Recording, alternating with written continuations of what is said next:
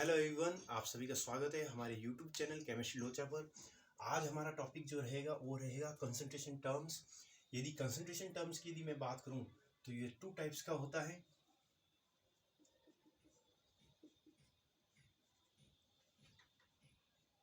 Qualitative और quantitative. ठीक है। क्वालिटेटिव की यदि मैं बात करूं तो ये टू टाइप्स का होता है। डाइल्यूट सॉल्यूशन, जो हमने लेबोरेटरी में यूज करते हैं सॉल्यूशन, उसमें बहुत बार हमने यूज किया होगा डाइल्यूट सॉल्यूशन और कॉन्सेंट्रेट सॉल्यूशन। ठीक है। डाइल्यूट सॉल्यूशन और कॉन्सेंट्रेट सॉल्यूशन की यदि हम चर्चा करें तो इसको हम एक एग्जाम्पल के थ्रू कंपेयर करके समझ सकते हैं।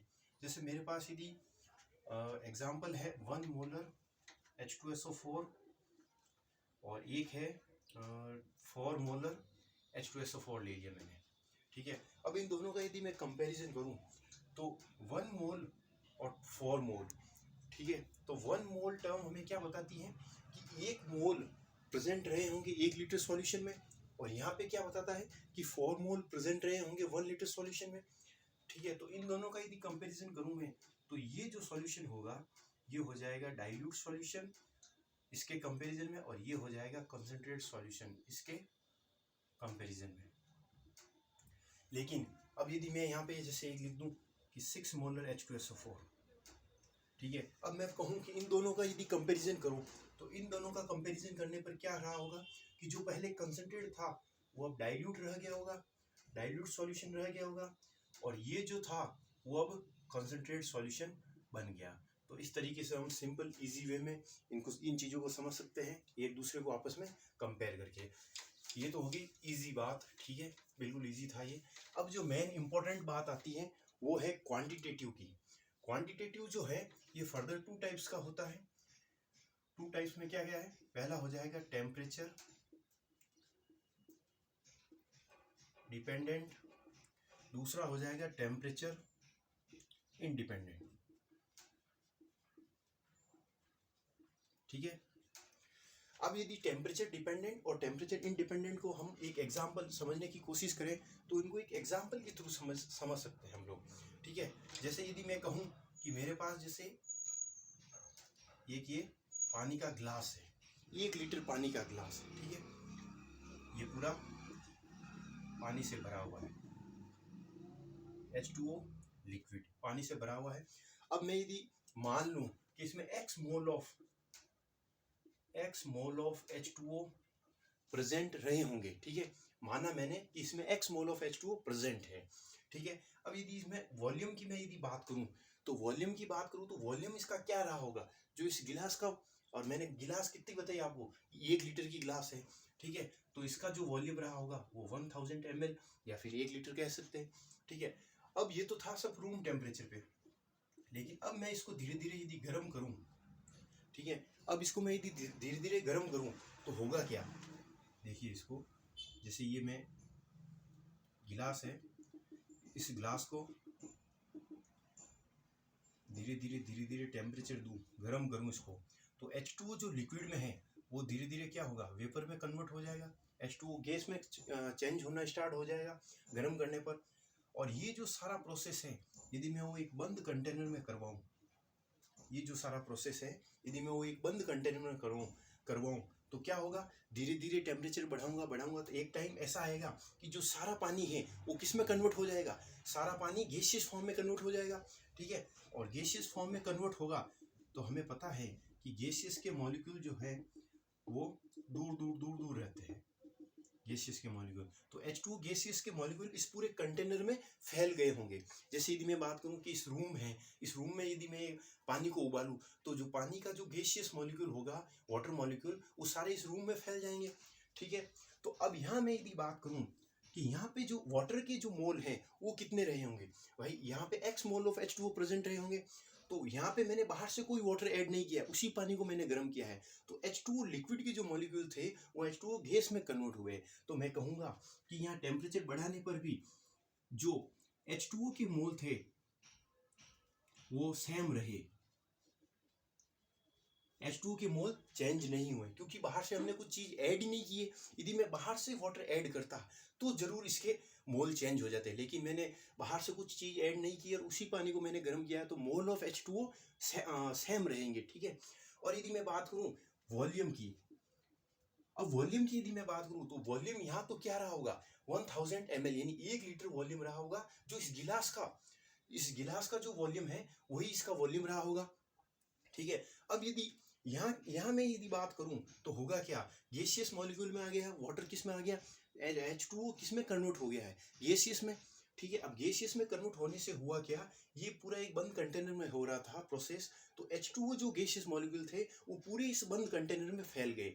तो H2O गैसियस फॉर्म जो फॉर्म के मॉलिक्यूल थे उसने एक कंटेनर का शेप ले लिया, तो यहाँ जो वॉल्यूम था वो क्या रहा होगा, इस कंटेनर के वॉल्यूम के बराबर, ठीक है। तो कुल मिला के हुआ क्या कि यहाँ पे जो वॉल्यूम था और यहाँ पे जो वॉल्यूम था दोनों सेम नहीं है, वॉल्यूम क्या हो गया, चेंज हो गया,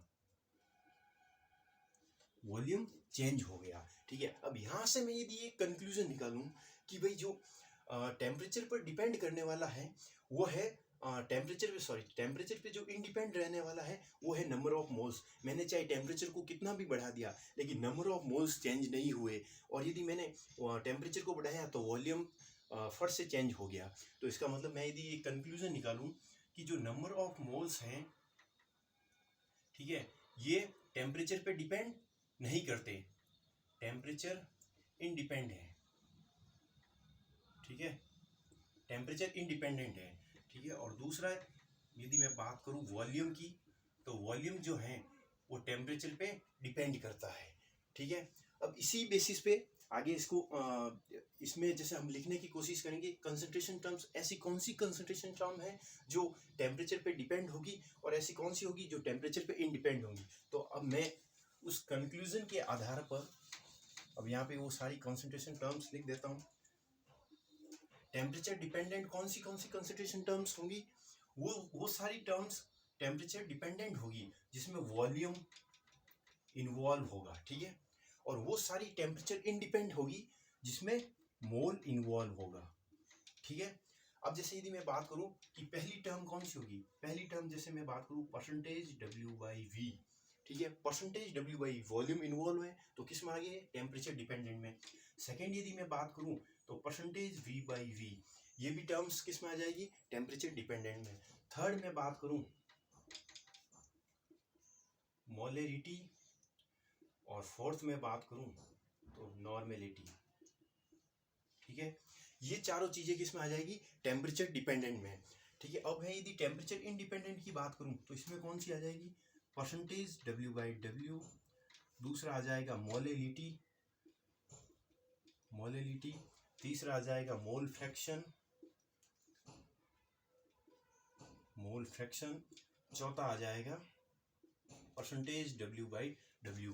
वेट को हम कैसे कह सकते हैं कि ये टेम्परेचर इंडिपेंडेंट होगा, तो मोल N इज इक्वल टू होता है W/mW।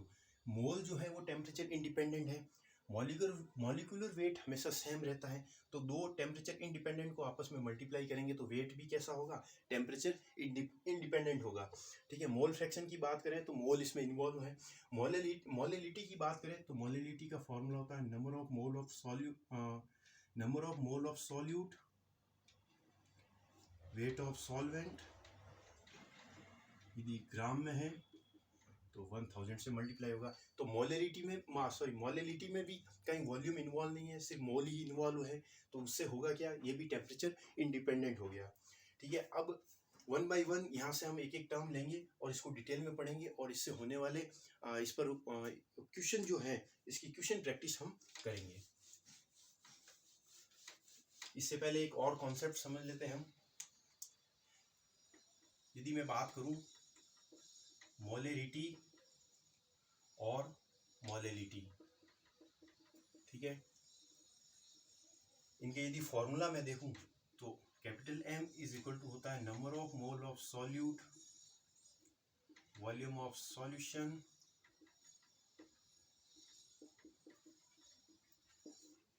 इसको स्मॉल m से रिप्रेजेंट करते हैं, number of mole of solute weight of solvent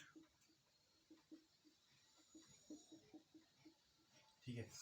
अब सबसे पहले हमारे दिमाग में जो सवाल आना चाहिए वो क्या होगा कि जब हमारा काम मोलरिटी से चल रहा था तो मोलरिटी टर्म डिफाइन करने की हमें ज़रूरत ही क्यों पड़ी। तो पहला सवाल हमारे दिमाग में आना चाहिए कि व्हाई वी इंट्रोड्यूस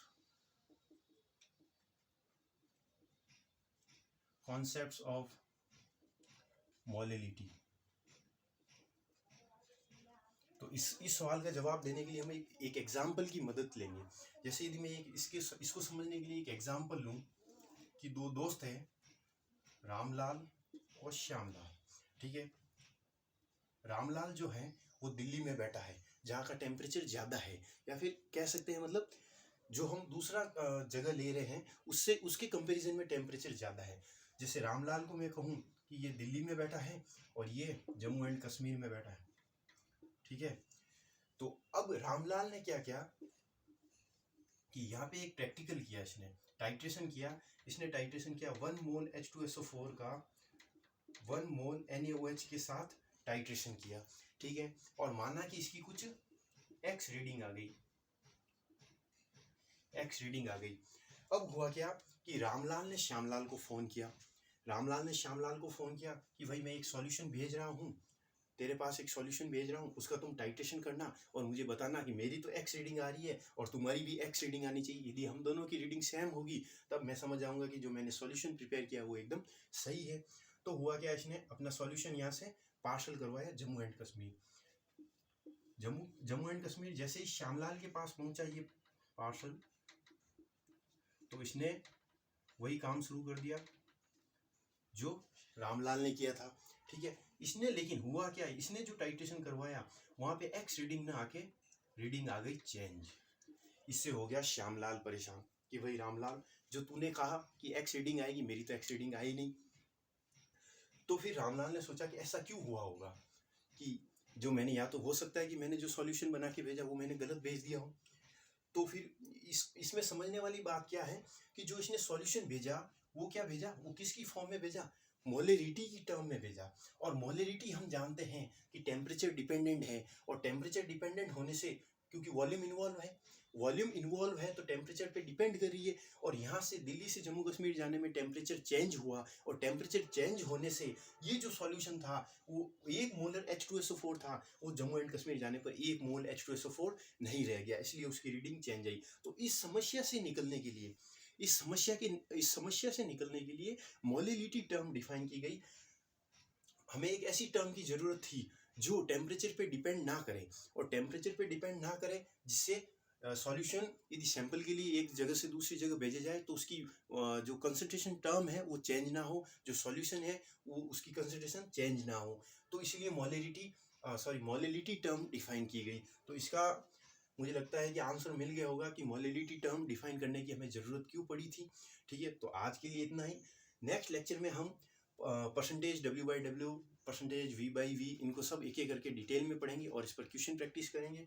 तो आज हमने क्या पढ़ा कि कंसंट्रेशन टर्म्स, इसको यदि एक बार लेक्चर को रिकैप करें तो क्या है कि कंसंट्रेशन टर्म्स है वो 2 टाइप्स की होती है, क्वालिटेटिव एंड क्वांटिटेटिव।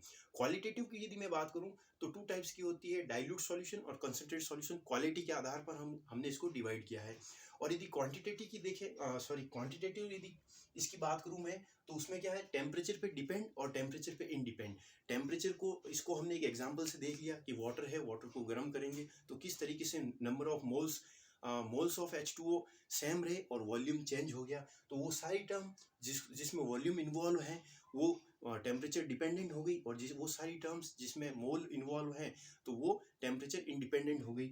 उसके बाद हमने देखा कि जो मोलरिटी और मोलरिटी वर्सेस मोलरिटी को हमने डिफाइन किया कि किस तरीके से ये टेम्परेचर चेंज होने पर इसकी कंसंट्रेशन चेंज होती है। तो आज के लिए इतना ही। Thank you very much. मिलते हैं अगले लेक्चर में।